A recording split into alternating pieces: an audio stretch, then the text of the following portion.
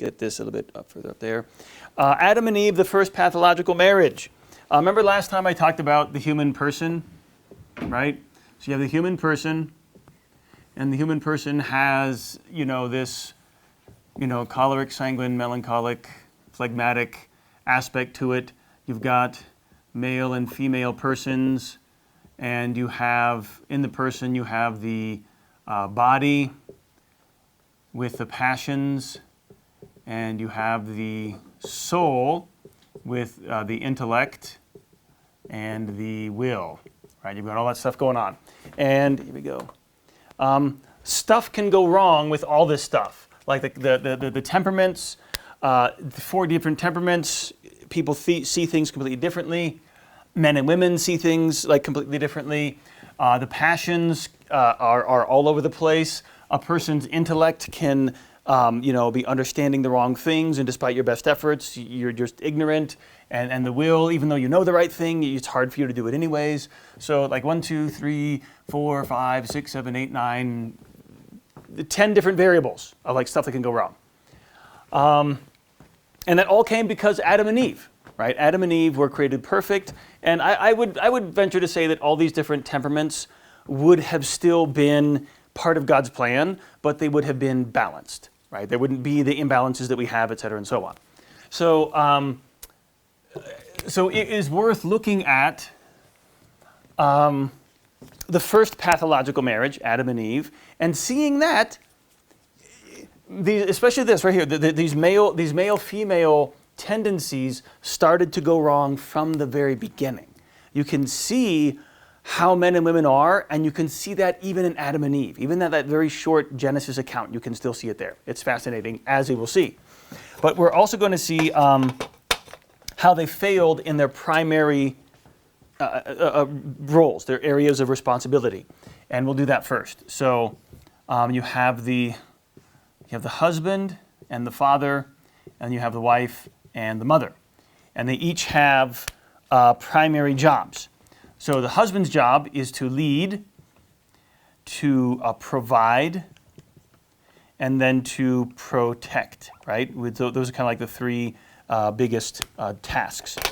The woman's job, you might think, well, it's going to be to follow, but it's not. It's to counsel, because a leader needs good counsel. It's to manage what he provides, and then it's to nurture.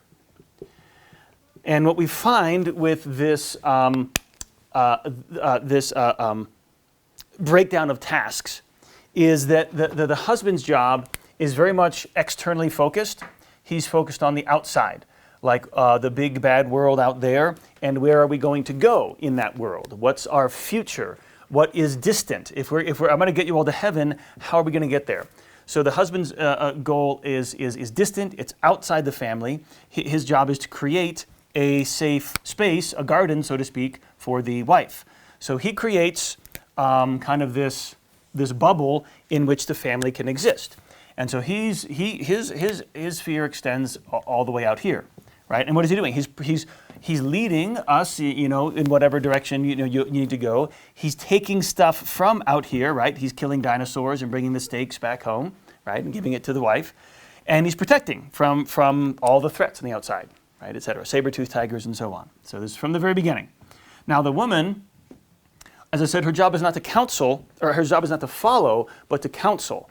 And we'll get back to that, but to manage. So he comes and he brings things in, and she manages. She makes a home out of it. This is the place that we have. These are the resources available. Now do the best you can. Be a good steward of the things that he's provided. And then he's busy protecting the children and the family from outside threats. And she's busy, since she doesn't have to worry about fending off threats, she can just focus on nurturing, right, and growing.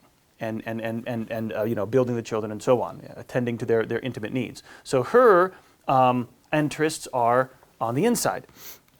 And I just saw this fantastic video. It was hilarious, about this feminist who, she's like, I must be the worst feminist. So like, I just have a really weak will, because as soon as I fell in love, like feminism went out the window. Like, I don't even care about my last name anymore. Like, I'll change it. Like, no, I don't need that anymore. Like, all I want to do is just like, I know he can do his own laundry, but I want to do it for him. and like all this stuff. She's just like, maybe I'm just a bad feminist, but I think it was so one of the social commentators watching her do this video and then laughing and being like, you see this? This is like factory reset for this woman, right? Just revert back to what women are supposed to be.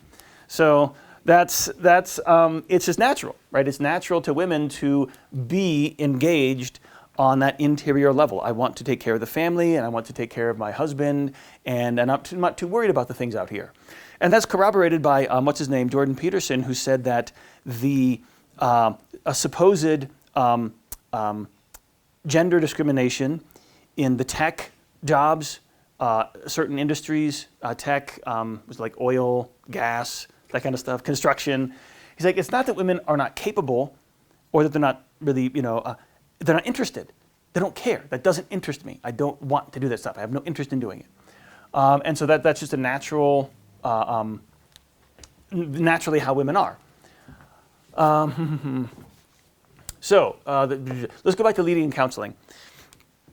The number one job of the husband is to lead, which means to make the decision. You don't have to come up with the decision. You don't have to come up with a plan. You don't have to execute the plan. You don't have to supervise the plan. But you have to say, this is the plan. You've got to choose. Like, this is the plan. Okay, we're doing this. And the wife's, her job is to sit, where's the husband looking? He's looking out. He's looking at practicality. He's looking at, this and career and this and that and advantage and this and this and this. And what's the wife thinking about? Well, the kids. Well, feelings and more emotions, right? And the husband, many men, they're blind to that. They don't see that. And this is when men say women are irrational. They're not irrational. It's just that what they're concerned about is emotional, right? And emotions may not correspond to, well, this and this and this and this. Yeah, but feelings, right? That's going to make me feel bad. Why? I don't know. It just is. Right? And so that's why I don't want to do it. And if only men and women could communicate in such a direct manner, right? Because a lot of times that's what it comes down to. That doesn't make sense. I know it doesn't make sense, but like I think I said last time, like now. So be able to do that. Women be able to admit, I know it doesn't make sense. It is emotional, but I can't help it. And so if you do that decision, I'll support you, but I'm going to cry every day. Right? And you can't stop that from happening. So if you want to do that, go ahead. And that is perfectly reasonable, right? And husbands, don't be mad that your wife is crying every day over a decision that you made that is best for the family, because she can't help it. And so you have to ask yourself that, right? And this is the decision the husband needs to make. Okay, my wife is not controlling me, but I do have to admit, if I make this decision and it negatively affects her, she's just going to be a certain way, right? Do I want that to happen? Do I want to deal with the way it's going to make her feel? I don't know, right? To tell your wife you shouldn't feel that way, guess what? That's irrational, right? For men to get mad about women acting irrational is irrational because women are irrational. Emotions are irrational. But they're designed that way.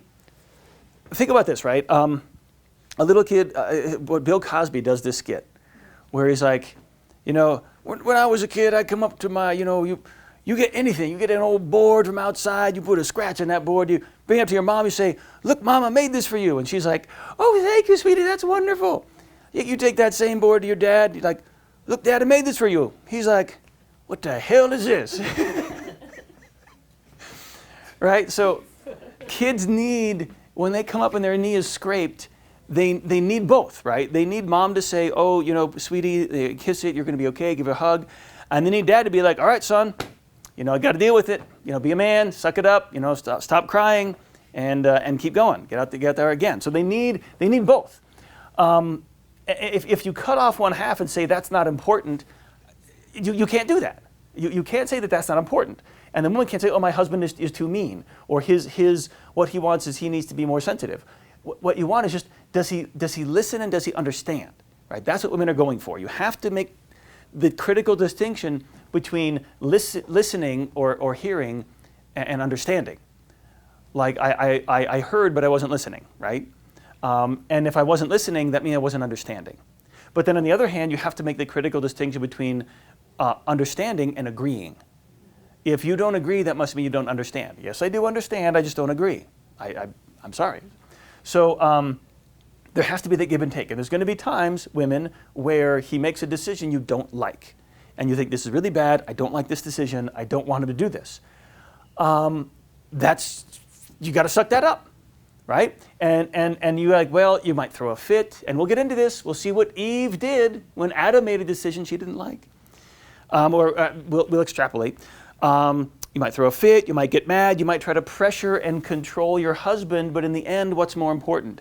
This particular decision your husband is making that you don't like, or peace in the house, a husband who trusts you, and a man you're able to respect because he sticks to his principles, right? Those are way more important than this particular decision that you really, really don't like, right? Those principles are at stake. You might think I might get my way now by throwing a fit, but it's going to cost me for the next 20 years. It's going to cause a rift between us, right? It's going to start a pattern of distrust because he doesn't feel confident I will abide by his decisions, right? And men, if you want women to abide by your decisions, you can't be making selfish ones. You have got to be men of integrity, making decisions best for the family. And guess who needs to be last? Right? You all do, right? It's family first, wife, kids, and then you're last. So the husband's number one job is to lead. His number two job is to help the wife do her number one job, which is to counsel. So if your wife does not feel comfortable coming to you and telling you what she thinks, which I don't know how often that exists, but if she doesn't feel like he never listens to me, you're not doing your number two job. And women, your number one job is to counsel. Your number two job is to help him lead. If he doesn't feel like he can make a decision that he feels deep down is right, you haven't done your number two job. I'm failing in my second most important thing, which is to help him make the decision he feels is best. Not the decision that I want, but the one he feels is best. And like I said, you might think, like, I have no recourse. How can if he makes a decision I really, really don't want to do, what do I do about it? Just cry, right? And that makes time. What? Okay, now let's get into the actual pathological marriage. And we're going to see all this stuff not happening. I want you to point out when Adam and Eve are failing. Okay, so what do we got here? We have the tree. Okay, all right. Adam, Eve, serpent, fruit. All right. So the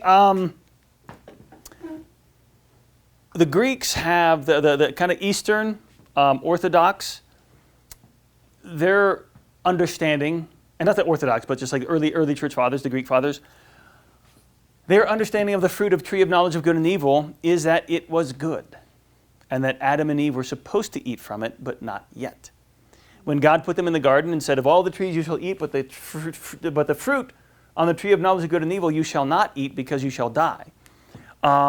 Their interpretation is that was because it was too early. Eventually, when God had seen that they were obedient, he was going to have them eat of the fruit in due time. But so it was their impatience, which you could say caused the fall. There was so much going on. It could have been pride.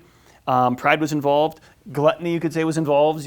Eating. Impatience was involved, and so on and so forth. So there's a lot going on with it. But the fundamental nature is God gave them a command. He told Adam, "Thou shalt not eat of the fruit of the tree," and they disobeyed. Right? They disobeyed God, and then they suffered the consequences. And to see that. It's like when you have kids and they ask you a question, they want to do something, you're like, well, you can't do that yet, you're too little. When you grow up, then you can do it, but not now. I want to drive a car. Like, you'll crash and kill yourself, and everybody else too, right? That's kind of like Adam and Eve, right? They wanted to drive the car, and God's like, well, not yet, and they did it anyways. So it's not like God put the tree there to tempt them as like, ooh, you're going to eat it, you need it. It was a good thing. They just needed to be obedient. And the church fathers tell us, how long were Adam and Eve in the garden before they sinned? One day. Hours. It was the same day. The same day they were created, they fell. How many other trees did they eat from first? None. It was the first one they ate from. Just bam, right away. Just boom. Don't do this. I know, right? Just immediately, right away. There's a lot that could be said, but... What was the fruit? This is kind of like a complete divergence. Oh, what was the fruit? People want to say it was... or an apple or something. I think is a. They say it was an I guess apple. like the of If good you're a and evil. crazy Christian. then it What? could Why be- does it say of good and evil?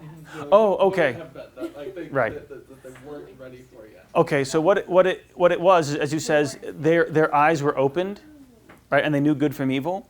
So imagine a child. Okay, actually, I think this is a sufficient explanation. Trauma happens to children when they are confronted with evil, and they don't know what to do with it. They're not prepared. Like a kid doesn't know that people will intentionally do evil things. It doesn't enter their mind. But when you train a child, you have a chance to instill good discipline in children. What I tell, and this is my next class, is disciplining children. And the discipline of children should occur as soon as they're old enough to understand, which is like, can be 18 months, can be 9 months for some kids, right? They are old enough to understand, mom wants something, parental unit wants something, and I want something different. And they disobey you. Right? That's when you start disciplining. If you've disciplined your children properly, they will grow up not knowing that they have virtue. They'll be obedient, respectful, they come right away, they do their chores. You've instilled all this discipline in them, and then everybody loves them. Like that was us growing up. Like we were always the best employees at where we worked because we showed up on time, we didn't mouth off, we were like respectful, we sat there, we sat still, paid attention, and listened. And be like, oh, your children are graduates. And we're like, I don't know how this happened. I don't understand it. But it was mom and dad put the fear of God into us. So now, if you don't have, going back also, if you don't have somebody, if somebody doesn't have that, when their passions start to arise, they can't control them. They haven't been disciplined. They haven't been punished. They haven't gone through that process of building virtue. So that when temptation comes, they're like, oh, I've never felt this before. The only reason I was good is because I didn't feel temptation. Now that I feel temptation and I've got to choose, I can't choose what is good. I immediately go with my passions because I'm undisciplined. So I would say that's what Adam and Eve were missing. Adam and Eve were missing the training of God. Like you're gonna have to resist this one thing, show that virtue, show that ability to resist temptation before every temptation assails you. Because the tree of knowledge of good and evil meant the spectrum of knowledge. Good all the way over here and evil all the way over here and everything in between. So it was massive amounts of knowledge is what Adam and Eve was what the tree of knowledge, the fruit, gave to Adam and Eve. So when it says their eyes were open and they knew good from evil, what it meant is that they saw temptations that never existed before. And they weren't prepared to deal with them. Right? That's the way of understanding it. Right? So in any case, they disobeyed, they completely failed, and that's why Kamala Harris is running for president. That was a good transition. So I like that. just, I'll take it all the way to the end, right? That's why George Soros has $10, $20 trillion. So. Smooth. Okay, because it says when Eve looked at the fruit, she saw that it was good. God does not create evil things. Does God create evil things? No. Did God create Lucifer? Yes. Did God create the devil? No. God created Lucifer. Lucifer made himself the devil, right? Lucifer created the devil. So God created the fruit. Eve looked at it. The fruit was good. They were supposed to eat it, but not yet. So Eve took what was good and had it too early. I may have said this before. When God created Adam, he said it's not good for man to be alone. Because what happens when men are alone? They're selfish. That's right. Did I say that already? Okay, good. I went through that. So it wasn't good for him to be alone. And this is interesting in that we get into other psychology. Okay, that's coming. That's coming. Okay. Hierarchy. This is the first hierarchy. God told Adam. So here we go. God is up here, right? And God told Adam, right, do not eat of the fruit. And then Adam told Eve. And this is presumed because when the serpent tempts Eve, he says, did God say you shouldn't eat of any of the trees? And she said, well, we can eat of all the trees except this one, nor are we to touch it. And that wasn't in the command. God told Adam, do not eat of the fruit. And Eve says, we're not even to touch it. So they speculate Adam told Eve, yeah, we're not going to eat the fruit of the tree, and we're not even going to touch it. Right? So we see a hierarchy, coming through. Right? The man is leading, and he gave Eve a direction. This is where we're going. Are protecting us from danger, and I'm going to go out and provide, for the rest of the garden. And that's the question, like where was Adam when Eve was getting tempted? Was he right next to her, or was he off in the garden, looking around, et cetera, and so on and so forth, right? So who do we get to blame? Eve. No, Adam, sorry. Okay, why Adam? Because he didn't rebuke his wife and he ate of it anyway and then blamed God for doing Yeah, you're just going all the way through to the end, right? Because, the number one reason is every woman knows it's always the man's fault, right? Everybody knows that. And even St. Paul knows that. That's why St. Paul says, what does he say? Through one man, sin entered the world, and through sin, death. St. Paul did not say through one man and one woman, or through one woman. He said through one man, sin entered the world, and through sin, death. So also through one man, we are all redeemed, right? And so Christ is a new Adam. Christ is a new archetype. So would that be because Adam didn't protect her and stop her from? Okay, well, and there's a couple of different theories. With merit, you could say, where was Adam? And you would say it doesn't matter if he was right there or if he actually was distant. He was not protecting his wife, right? He was not protecting, and he had already given direction. He had given leadership, but we would say Eve was the first feminist. Right? Because what is she doing? She's taking away leadership. You told me not to eat, but I'm going to eat it anyways. And then she's now up, completely inverted the order. What does a leader do? He decides the direction you're going. Adam says we're not doing this. Eve says yes, we are. Who's the provider? Adam's supposed to be the provider. What does Eve do? She's the one giving him. Right? I'm providing you. You eat this. You take what I have to give you. He should be protecting, and he completely fails in his duty, and the whole world goes to hell, basically, right? Literally, right? So that is, and it was all Adam's fault. And the other thing is, and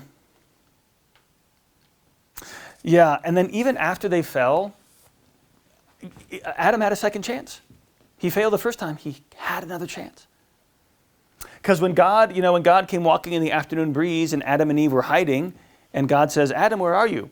Adam steps out of the bushes and says, "Here I am, God. I admit, I failed. You gave me. I had one job, and I failed. Right? I ate of the fruit you told me not to eat. It's my fault. I didn't protect my wife. I didn't display good leadership. I'm sorry. Punish me."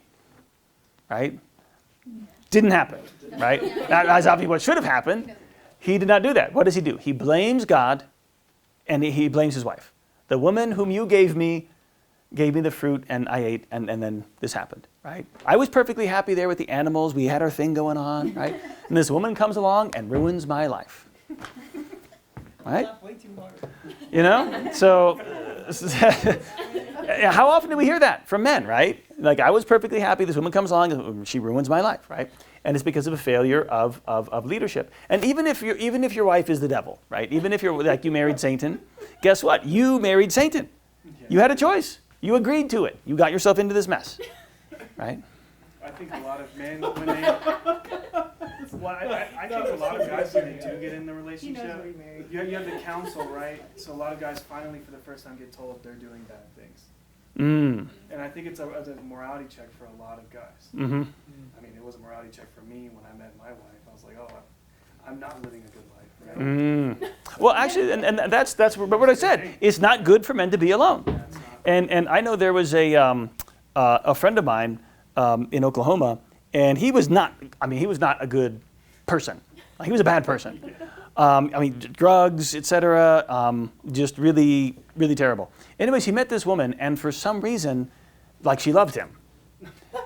And even he admits that. He admits that. I couldn't explain it. I don't know how or why, but he said, I wanted to be a better man because she deserved a better person.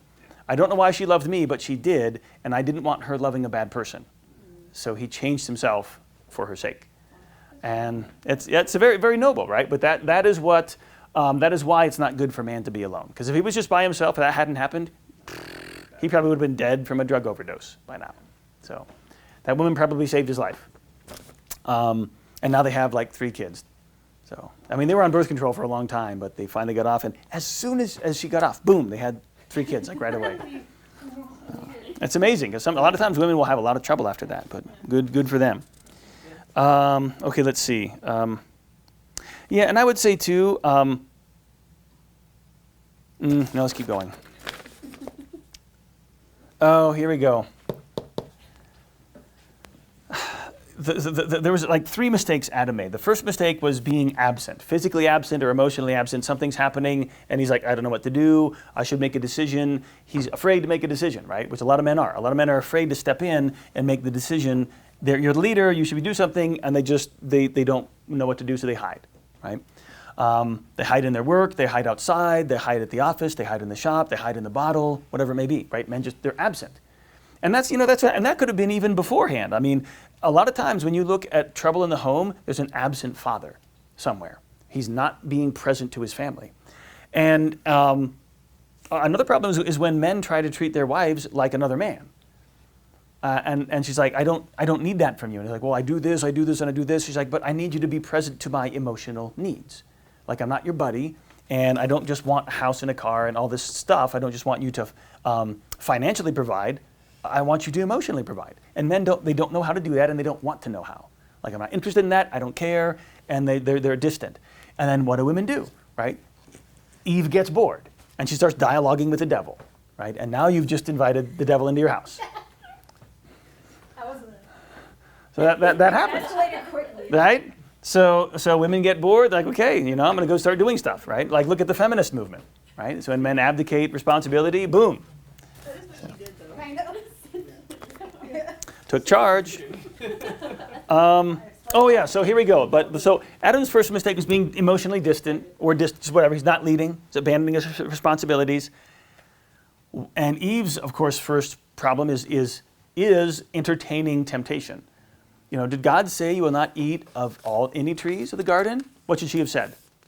Adam, there's a snake. It's talking. Kill the snake, right? Come kill this thing.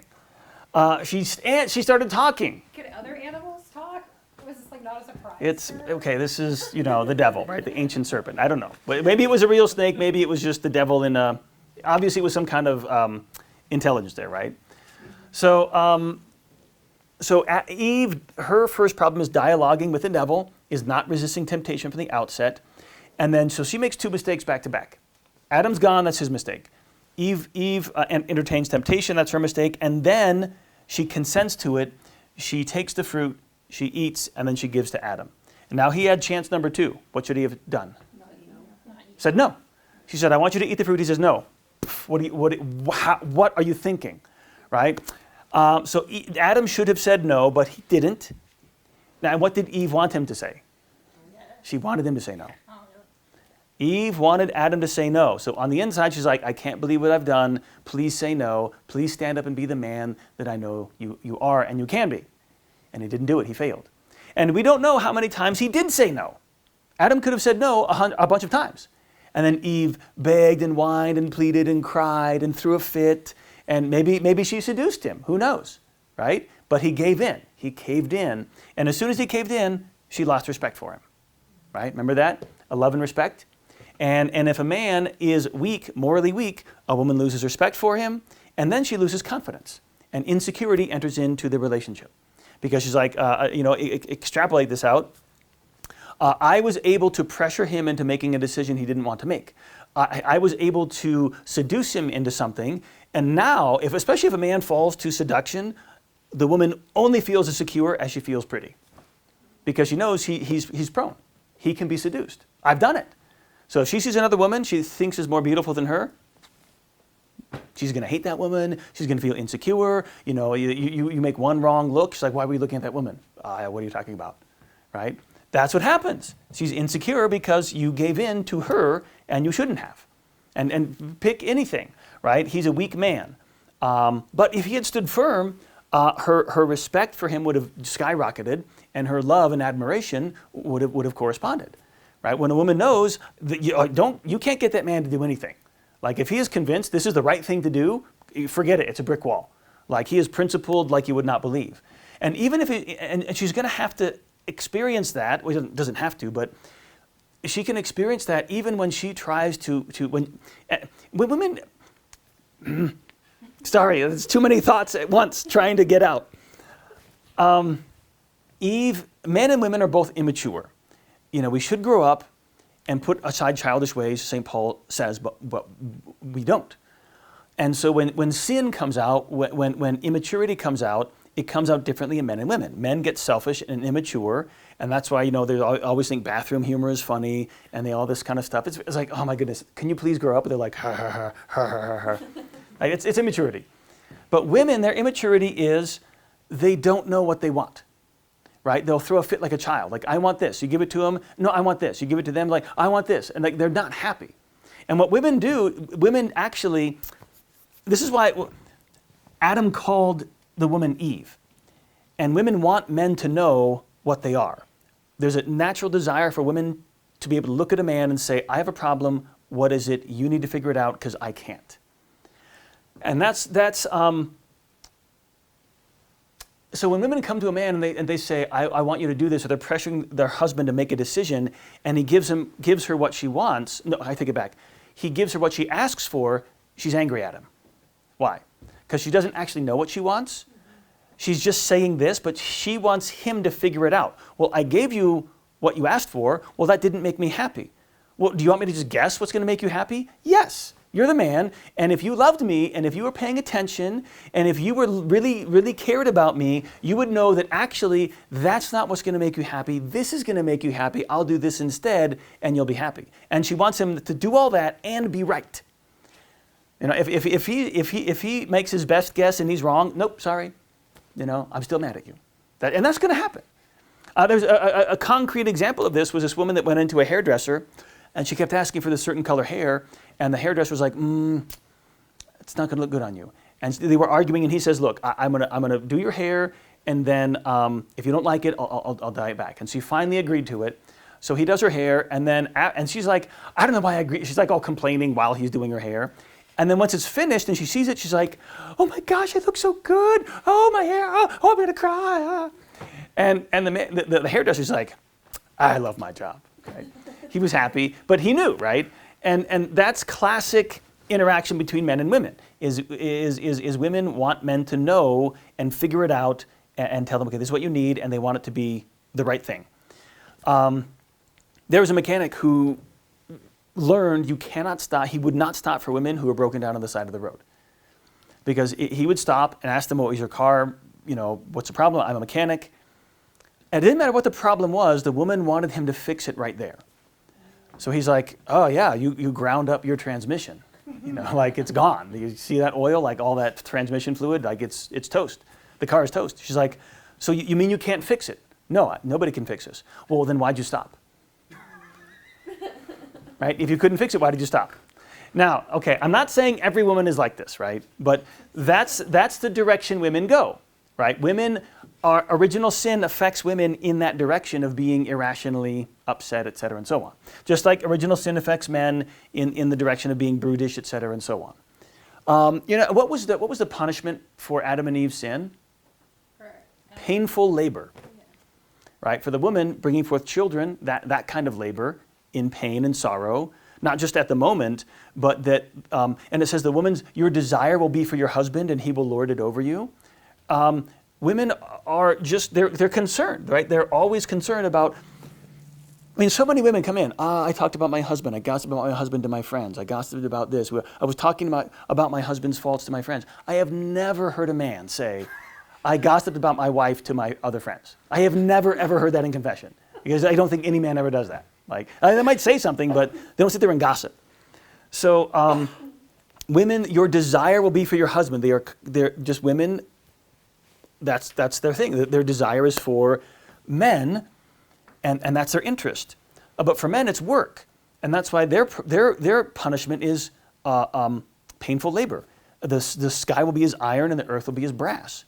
And the sweat of your brow will you work the earth, and it will not bring forth its fruit. Your labor is going to be fruitless and painful and frustrating, right? That's the punishment. Not that he would have to work at all. Work pre-existed sin. Why did God create Adam? God put Adam in the garden to till it and to keep it. So men are supposed to work. It's part of their nature. But painful work was a punishment. But men and women, when they don't grow up, they get selfish, they get immature, and that affects them in different ways. And so even as Adam blamed his wife and he blamed God, who did Eve blame? The devil. And 11 times out of 12, if somebody comes to me and says, oh, there's a problem in my marriage, there's a problem in my family, and I think my marriage needs an exorcism, I think my children need to see an exorcist, it's not the husband. It's the wife. The wife is always the one coming, the devil's in the family, the devil this, the devil that, right? Women just want to blame the devil for problems. And sometimes I want to say like, well, maybe actually you're the devil. But I don't say that. But, a lot of times they're like, you're overbearing, you nag. Sometimes it's just nothing you can do, right? You hold your tongue very well. So after Adam and, okay, here would be a mistake, right? I must be a bad parent. Okay, why do you think you're a bad parent? Well, my kids didn't turn out well, right? Like my kid needs an exorcism or whatever. So I must have done something wrong. Okay, after Adam and Eve got thrown out of the garden, they lived 900 years, it says, right?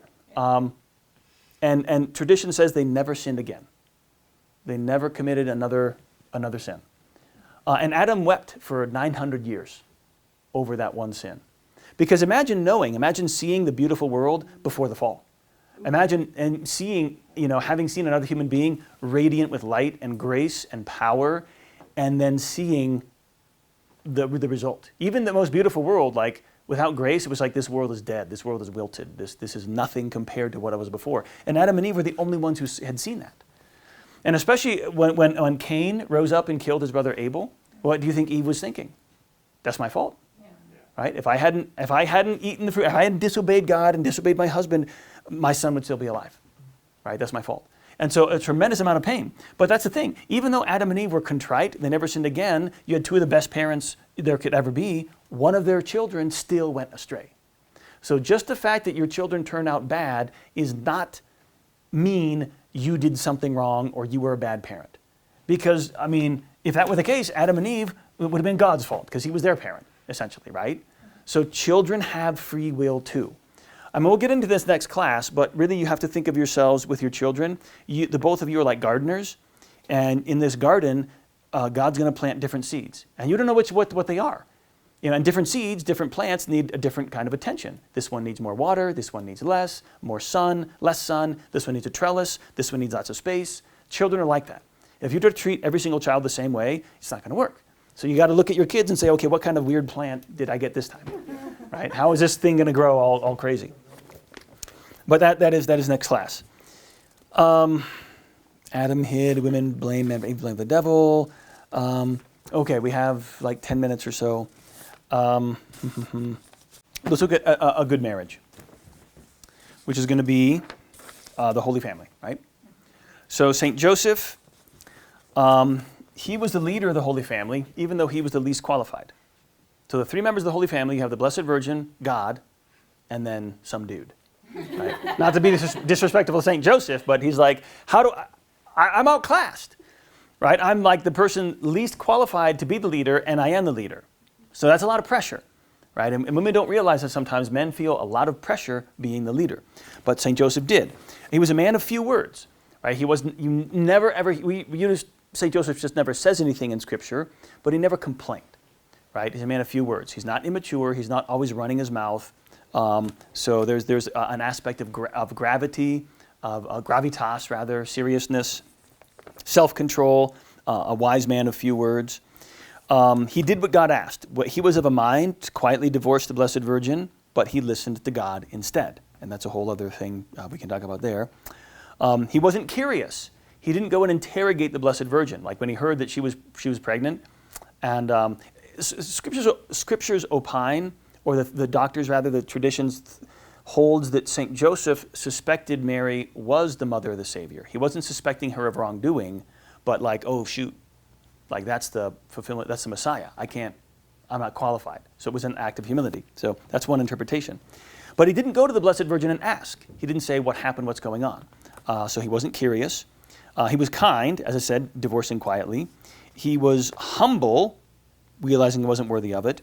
And you could also say he was firm, right? in that, on the other hand, if he did suspect Mary of wrongdoing, well, when a woman, this happens with a woman, the law says you must divorce her. So that's what I'm going to do. But I'm not going to do it harshly. I'm going to do it quietly. So, all right, he endured failure well. Like he tried. He couldn't find a room for his pregnant wife. She gave birth in a stable. That'd be embarrassing, right? So he failed, but when God told him to flee into Egypt, he stayed there. He was patient and waited for the death of Herod to return to Egypt. And imagine, while there, he couldn't keep a steady job. He moved from one place to the next. So just a very good example from St. Joseph. But the key thing is that he always obeyed God, right? And it was always when the Lord told him, an angel woke him up in the middle of the night and said, flee, he got up in the middle of the night and he fled, right? No arguing, no this or that, whatever. An even greater parallel exists with the Blessed Virgin, who is the new Eve. And so you can see that with the old Eve, she hearkened to the voice of an evil angel, a fallen angel. She disobeyed God, and she took the fruit from the tree, and she took it to herself, right? What did she do? She took the fruit, and she ate it, right? Putting it inside of herself. Mary did the opposite. She listened to the Archangel Gabriel. She obeyed God. She took the fruit of her womb, and she put it back on the tree of the cross, and then that became, God said, of this fruit you shall not eat, but of Holy Communion, God says you shall eat. So there's a real parallel there between the tree of life, the tree of knowledge of good and evil, and the tree of the cross. And that's why Mary is called the undoer of knots, as she does in reverse what Eve did to condemn mankind. The Blessed Virgin does in reverse to redeem mankind. And that's why sometimes you'll see on the ciborium, there'll be the tree of knowledge of good and evil on the ciborium. So we are not to eat from that tree, we're to eat of the fruit of this tree, the fruit of the cross. So some very good parallels and imagery there.